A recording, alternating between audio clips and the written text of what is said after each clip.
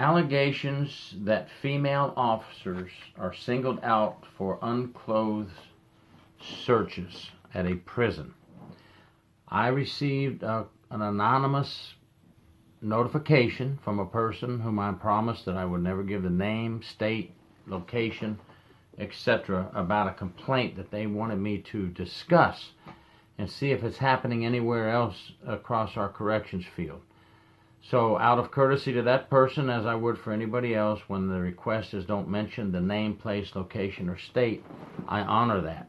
But I do want to talk about this situation where apparently some female officers are being singled out, coming to work and being searched, unclothed searches. They're being made to take their bras all the way off, expose their breasts, etc.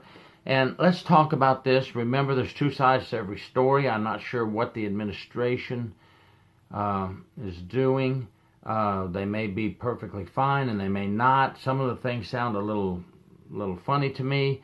So let's discuss it and see what we think about it. I'm Gary York, True Prison Stories. Please subscribe if you like this video. The person had informed me that approximately 20 cell phones were found in a dormitory, and when inmates were interviewed about how these cell phones are getting into the prison, the inmates are alleging that female officers have brought them those phones. Could be, may not be. They may be just saying that the female officers are doing it to take you totally away from the male officers that could be doing it, or take you totally away from civilian staff that are smuggling the cell phones in, or maybe even visitor drop-offs on the outside. I mean, who knows why they made the allegations that it's only female officers? We don't know. That's why we investigate things.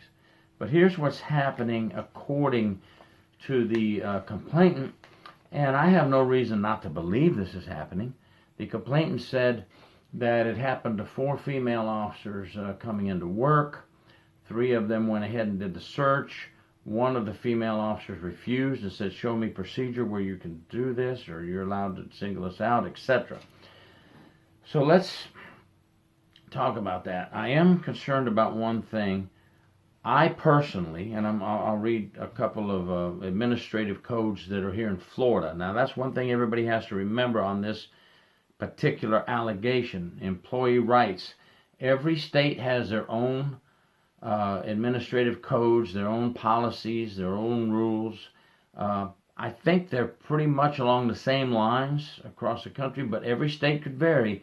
So before you make an allegation against your agency, just make sure that you know your administrative rules and rights and violation and policies before jumping out on administration. And I'm not taking administration's side, but you just have to be fair.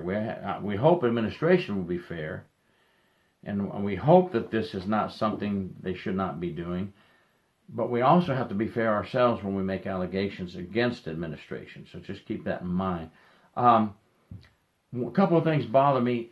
You know, the inmates make the allegations that it's female officers, so we only search female officers. In my personal opinion, it's not written in code or in the Florida administrative codes or anything that I wrote, but I just think that you can't just single out the female officers. I don't think you could just single out the female officers and bring them in and conduct these searches. I think you would have to just treat all employees the same. We don't know who's actually bringing this in. We just have inmates saying it's female officers. And they didn't say which female officer according to the complaint. So now what do? You just single out the female officers? I don't know. I don't think that's right. That would be possibly a civil issue that would have to be looked into, a civil complaint if they wanted to go that far. And it's a case-by-case study. I'm not there. I don't have the full information, folks. That's why we're discussing it. But I can tell you that if you know, we all know that we're all subject to search at any time coming into the prison. As employees, as correctional officers, our vehicles are subject to search. We're subject to pat searches at any time. We're subject to going through metal detectors, the wands. We have to comply with that.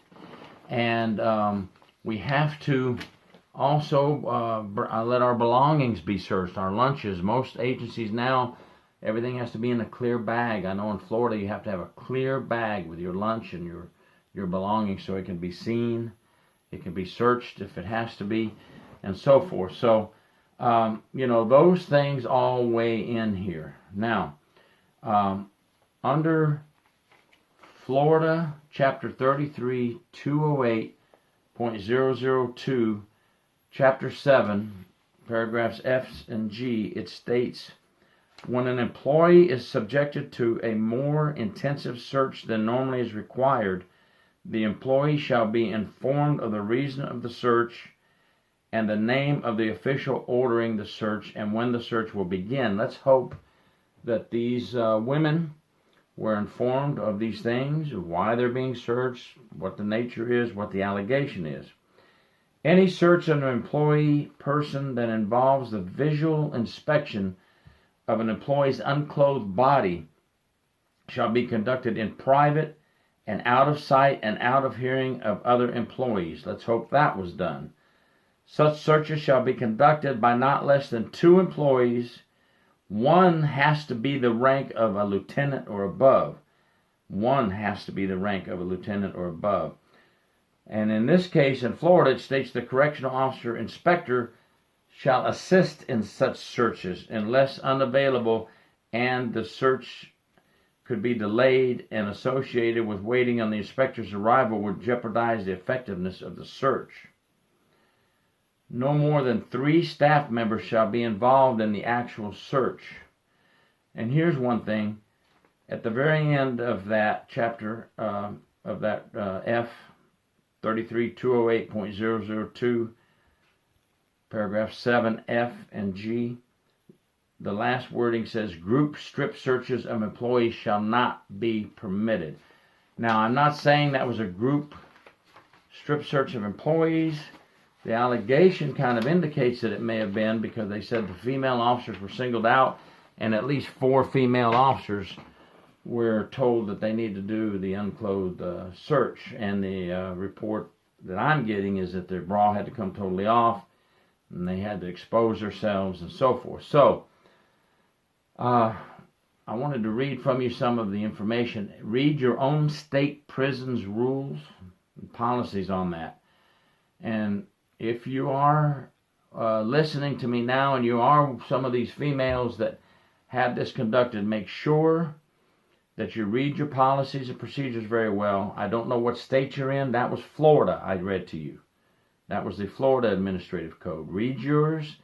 If you feel that your agency has violated procedures, your agency has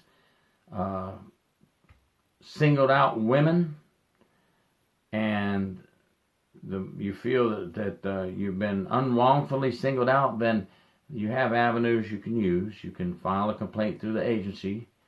You can talk to a civil attorney. There's many things you can do, but hopefully you can work this out with civility.